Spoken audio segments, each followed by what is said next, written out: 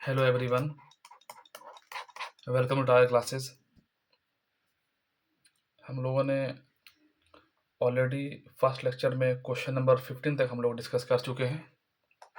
ये जो हम लोग बेसिकली कर रहे हैं, ये हम 68 बीपीएससी का पीवाईक्यू कर रहे हैं, ठीक है। और हमने ऑलरेडी 69 बीपीएससी का पीवाईक्यू हमने बना दिया है। आप उसे जाकर के आप उसे देख सकते हैं प्ले लिस्ट में, आपको वहाँ मिल जाएगा। टोटल वहाँ पे आई थिंक से 6 या 7 पार्ट उसमें टोटल हैं, ठीक है। चलिए आज हम लोग टाइम को वेस्ट ना करते हुए आगे बढ़ते हैं। In which the following battle are the main opponent not correct. इस वर्ड को काफ़ी अच्छे से पकड़ना है, नोट करेक्ट में है। First battle of Panipat, Babur and Ibrahim Lodi, बात बिल्कुल सही है। कब हुआ भैया? 1526 में होता है, ठीक है, थोड़ा याद रखना है। Second battle of Panipat, Tipu Sultan और मराठा, ये बात बिल्कुल गलत है, ठीक है। बैटल ऑफ हल्दीघाटी, महाराणा प्रताप और अकबर, ठीक है, ये बोल सकते हैं, जो कि अकबर की ओर से कौन लड़ रहे थे वहाँ से? आपको मान सिंह थे, ठीक है।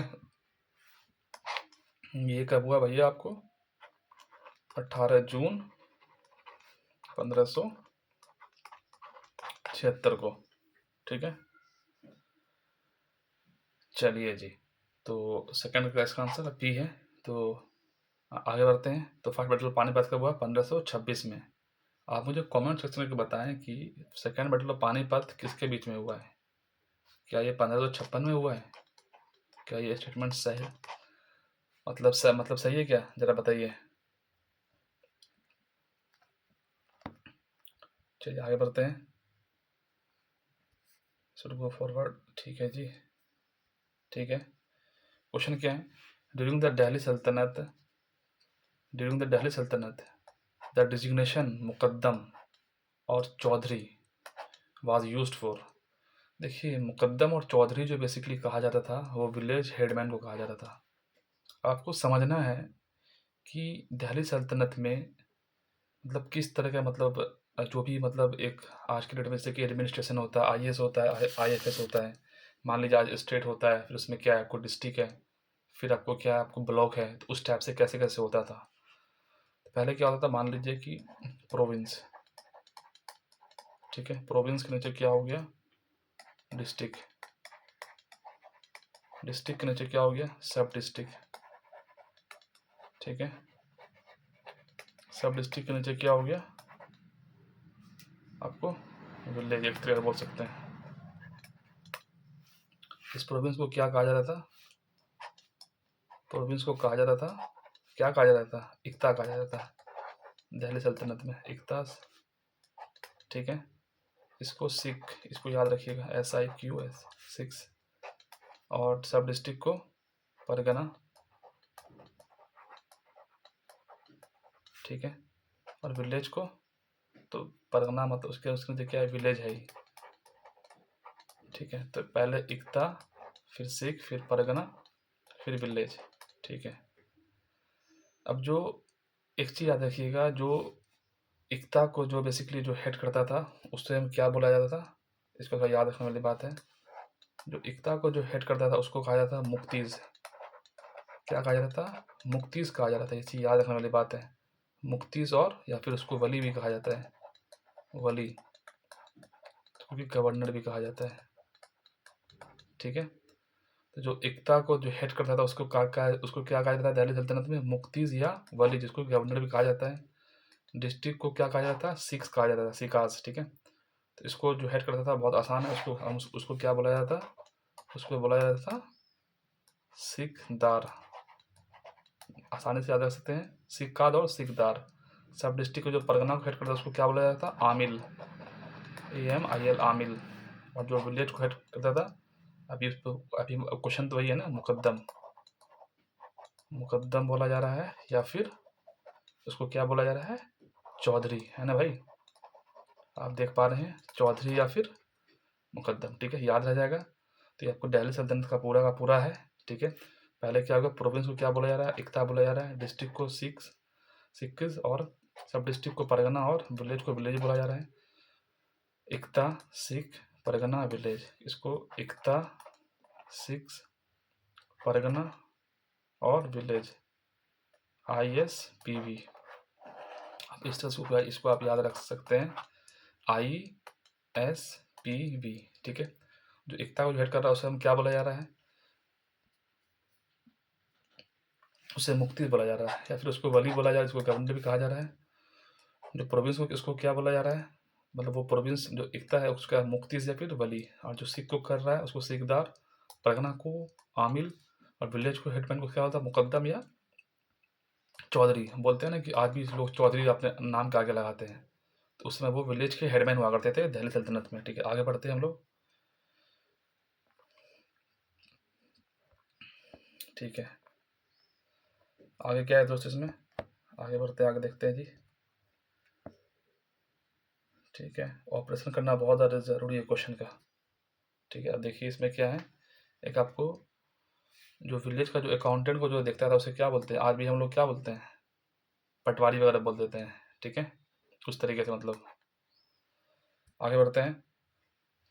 Tabaqat Akbari which was sometime considered more reliable, मतलब ज़्यादा रिलायबल दैन द अबुल फजल का अकबरनामा। इसको किसने लिखा है, तबाकत अकबरी लिखा है निज़ामुद्दीन अहमद ने। ठीक है, ये खत्म हो जाएगा। गुलबदन बेगम तो हो नहीं सकता है, अब्दुल अहमद लाहौर, ये तो इम्पॉसिबल है। एग्जामिनेशन हॉल में भी इस क्वेश्चन का आंसर आप इजीली आप निकाल सकते थे। ठीक है, जो ख्वाजा निज़ामुद्दीन अहमद है, ठीक है, तो इसने क्या लिखा है, तबाकत अकबरी लिखा है। ठीक है, आगे बढ़ते हैं जी। आप मुझे एक चीज़ बताएं, गुलबदन बेगम ने कौन सी किताब लिखी है, बहुत फेमस है ये, और गुलबदन बेगम कौन है, ये हुमायूं से इसका कैसा मतलब कनेक्शन है। ठीक है, चलिए आगे बढ़ते हैं। विच the following famous ruler found a suburban township of the Naglapuram near the Vijayanagar after his mother names। Easy question है। कृष्णदेव राया। कृष्णदेव राय का जो टेन्योर आप देखेंगे 1509 से 1529 तक का इनका टेन्योर है, मतलब रूलिंग पीरियड का। ठीक है, तो ये कंटेम्प्रेरी बाबर के भी हैं, इस चीज़ को आप याद रखने वाली बात है। ठीक है, और हरिहर बुक का ही है वो पर्सन जो कि विजयनगर जो एम्पायर है पूरा पूरा, मतलब इसको मतलब वो एक तरह बोल सकते हैं कि इस्टेब्लिश किया था हरियर और बुक्का। ठीक है, आगे बढ़ते हैं। नेक्स्ट क्या है, in 1940s Patna women's college was founded by which of the following societies. इसका आंसर क्या है, सिस्टर ऑफ एपोस्टोलिक कार्मेल ने इसको फाउंड किया था। इतना भी इजी क्वेश्चन नहीं था ये एग्जामिनेशन हॉल के प्रेशर में। तो 1940 में पटना वुमेन्स कॉलेज को फाउंड किसने किया था, उस following societies, sister of apostolic Carmel ने। ठीक है, आगे बढ़ते हैं।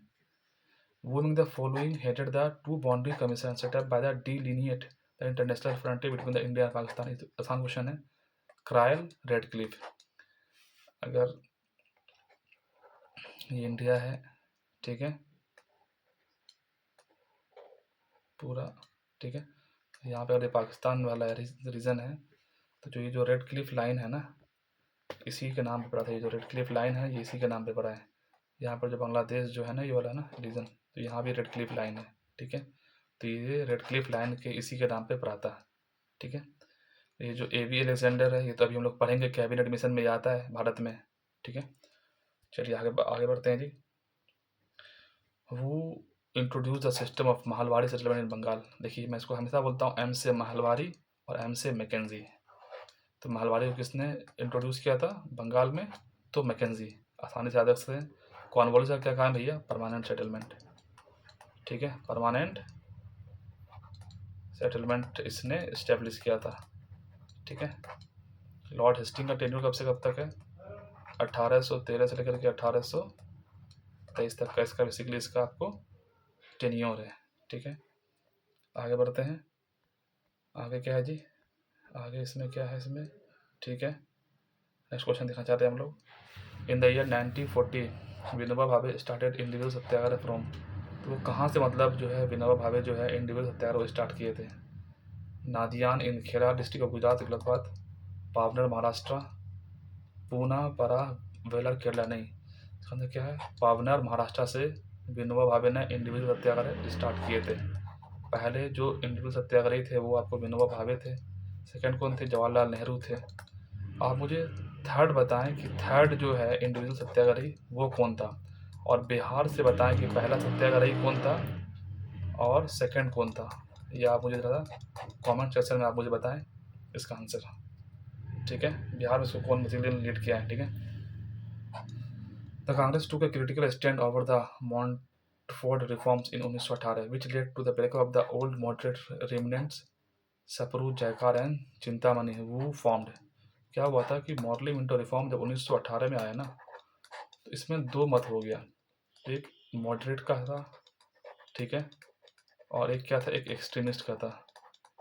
ठीक है, तो मॉडरेट तो मान गया, ठीक है, मतलब जो है मतलब ठीक है, मतलब बेटर है। ठीक है, इसको मतलब वेलकम किया, क्या इसको क्या किया उसने, वेलकम किया। लेकिन जो एक्सट्रीमिस्ट थे इसको उसने क्या कर दिया, अपोज कर दिया। ठीक है, तो इसी से नाराज होकर के एस एन बनर्जी ने क्या किया, किसने, एस एन बनर्जी ने क्या कर दिया, एस एन बनर्जी ने क्या कर दिया, एक इंडियन नेशनल लिबरल फेडरेशन बना दिया, इंडियन नेशनल लिबरल फेडरेशन। ठीक है, और इसमें और भी काफ़ी इसे मेंबर थे, जैसे कि बताया ऊपर ना, सपरू, जयकार और चिंतामणि। ठीक है, और श्रीनिवास शास्त्री भी थे इसके मेंबर, श्रीनिवास शास्त्री।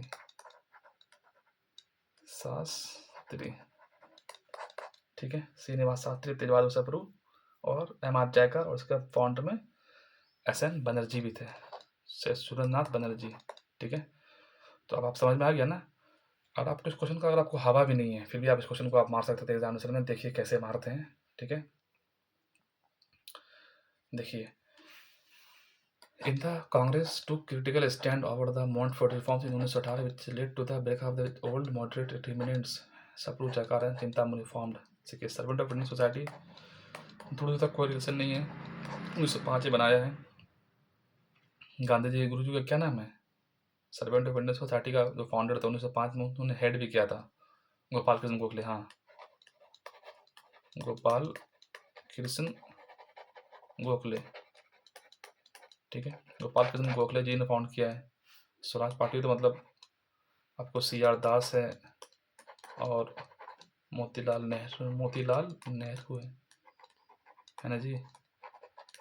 तो ये तो मतलब हो नहीं सकता, ये तो हो नहीं सकता, ये हो नहीं सकता, ये था नहीं, इसका मतलब ऑटोमेटिक सी निकल जाता है। एक और चीज़ आपको याद रखना है, ड्यूरिंग द एग्जामिनेशन हॉल आपको बहुत कुछ आपको पढ़ा हुआ नहीं होगा, आप एक चीज़ याद रखिए, जब आप किसी को कोई स्टेटमेंट है, ठीक है, अब कुछ बिल्कुल ही मतलब कि न्यू आ रहा है, ठीक है, मान लीजिए कि गांधी ने चंपारण सत्याग्रह किया, ठीक है, 1917 में, मान लीजिए कुछ ऐसा फैक्ट है, बोला इसमें से कौन चंपारण के बारे में करेक्ट नहीं है, और कोई ऐसा फैक्ट है जो कि आपने पहली मरतबा उसको पढ़ा है, तो ऑब्वियस सी बात है भाई, वही उसका आंसर होगा। क्यों, मतलब नॉट करेक्ट में क्यों होगा, क्योंकि चंपारण आपने इतनी मरतबा पढ़ा और ये फैक्ट इतना इंपॉर्टेंट होता है, वो फैक्ट 100% आप रीड किए होते हैं भाई ना, इस बात को आपको समझना पड़ेगा। ठीक, आगे बढ़ते हैं।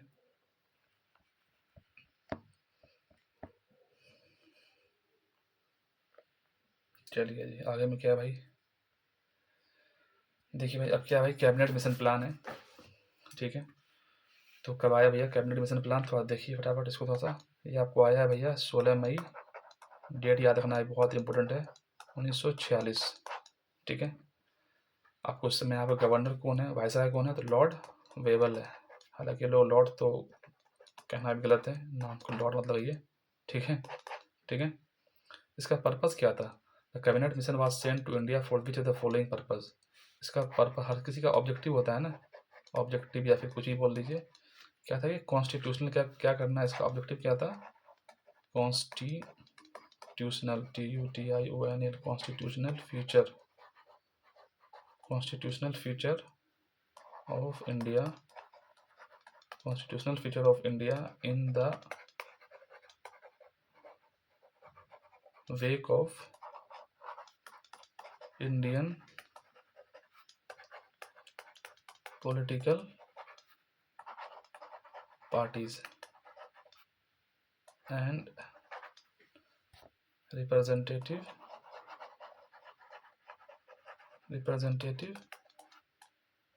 not coming not coming to an agreement, ये लोग मतलब एग्रीमेंट पे नहीं आ रहे थे, उसी के लिए मतलब था बेसिकली ये, ठीक है। तो एज एस्टेब्लिश नेशनल गवर्नमेंट, बात बिल्कुल गलत है। To work to deal with the Jinnah demand पास, बात गलत है। To work out as a constitution arrangement through the transfer of power, तो कैबिनेट मिशन आया था 1946 में, ठीक है। इसमें पैथिक लॉरेंस थे, तो लॉरेंस बिश्नोई आप इसको याद रख सकते हैं। स्टेफर्ड क्लिप्स थे और एवी अलेक्जेंडर थे, ठीक है। आगे बढ़ते हैं हम लोग। आगे क्या है जी, अच्छा क्वेश्चन है ये। Among the following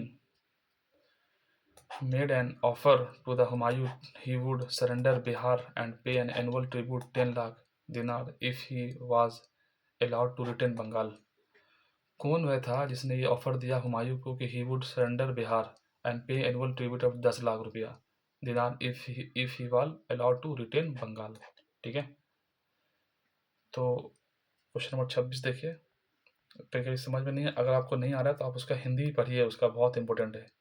इनमें से किसने हुमायूं को यह प्रस्ताव दिया था कि यदि उसे बंगाल पर अधिकार करने दिया गया तो वह बिहार की संपत्ति कर देगा और 10 लाख दिनार की वार्षिक श्रद्धांजलि अर्पित करेगा। ऐसा किसने कहा था? तो इजी क्वेश्चन है, शेर खान, और इसको शेरशाह सूरी भी कहा जाता है, ठीक है। और देखिए शेरशाह सूरी जो बेसिकली है, इसका टेन्योर क्या है, 1540 से 1545 तक का है। शेरशाह सूरी के बारे में यही ना जी। और इसका जो डेथ हो जाता है 1545 में, आपको डेथ हो जाता है जब ये कलिंजा का वार लड़ता है। ये पूछा जाता है कई बार क्वेश्चन, जब ये कलिंजा का जब वार लड़ रहा होता है तो उस समय इसका डेथ हो जाता है, ठीक है। और यही जो है फाउंडर होता है किसका, सूरी डायनेस्टी का, सूरी डायनेस्टी का, ठीक है। और ये इसका ओरिजिनल नेम क्या है, इसका फरीद खान है। क्या नाम है? फरीद खान है। अगर आप बिहार म्यूजियम कहीं अगर आप कहीं आपका अगर जाना हुआ तो आप वहाँ पर देखिएगा कि इसके बारे में पूरा डिटेलिंग में दिया हुआ। जो मैं गया था बिहार म्यूजियम में अपने दोस्त के साथ, तो मतलब वहाँ पर देखा मतलब कि इसके बारे में काफ़ी कुछ मतलब डिटेलिंग में मतलब वहाँ पर था, मतलब पूरा आपको बिल्कुल एक तरीका बोलते इनके इसका तलवार तोप वगैरह हर चीज़ मतलब वहाँ पर मतलब रखा हुआ था, ठीक है। तो शेरशाह के बारे में और क्या फेमस है भैया, ये बैटल ऑफ कौन सा लड़ता है, बैटल ऑफ चौसा लड़ता है। चौसा बैटल लड़ता है, कब लड़ता है, 1539 में, और ये हुमायूं को इस बैटल में हरा देता है, ठीक है। फिर इसका बैटल ऑफ, फिर अगले 1 साल के बाद फिर क्या होता है, बैटल ऑफ कन्नौज 1540 में। जब ये हुमायूं को हराता है, फिर उसके बाद हुमायूं को यहाँ से फिर भागना पड़ जाता है अगले 15 साल के लिए। हम लोग बात करेंगे, जब हम लोग हिस्ट्री करेंगे, काफ़ी इंटरेस्टिंग है मतलब इसकी हिस्ट्री शेरशाह सूरी की, ठीक है। फिर यहाँ पे हुमायूं को फिर यहाँ से भागना पड़ जाता है, मतलब उसको फिर से उसको हरा देता है, ठीक है। फिर तो ये तो फिर यहाँ पे मतलब फिर ये बादशाह बन जाता है, एक तरह से बोल सकते हैं शेरशाह सूरी। फिर ये मालवा को फतह कर लेता है 1542 में। तो उसके बाद ये चंदेरी को भी लड़ता है। फिर 1545 में जब ये कलिंदर का जो फोर्ट जब ये जीत रहा होता है, उस समय जब ये बारूद जब मार रहा होता है ना गेट को तोड़ने के लिए, वो बारूद इसके ऊपर आके लग जाता है अपोजिट में, उसी से इसका मतलब वहीं पे इंस्टेंट इसका मतलब डेथ हो जाता है, ठीक है। चलिए आगे बढ़ते हैं। आगे क्या है भैया, विक्रमशिला यूनिवर्सिटी को किसने बनाया भैया, तो इजी क्वेश्चन है, किसने बनाया भैया, धर्मपाल ने बनाया विक्रमशिला यूनिवर्सिटी। चलिए आज के लिए हम लोग इतना ही रखते हैं, बाकी हम लोग करते हैं अब नेक्स्ट वीडियो में यार, ठीक है। रात काफ़ी हो चुका है, बाकी मिलता हूँ मैं आपको कल, ठीक है दोस्तों। आज के लिए इतना ही रखते हैं। आपको ये वीडियो पसंद हो आप तो लाइक शेयर सब्सक्राइब करिए। बाकी आप मुझे बता सकते हैं कि मैं इसमें और क्या इम्प्रूव कर सकता हूँ। There is always a chance of improvement. चलिए दोस्तों मिलते हैं नेक्स्ट वीडियो में। Okay, take care, bye bye.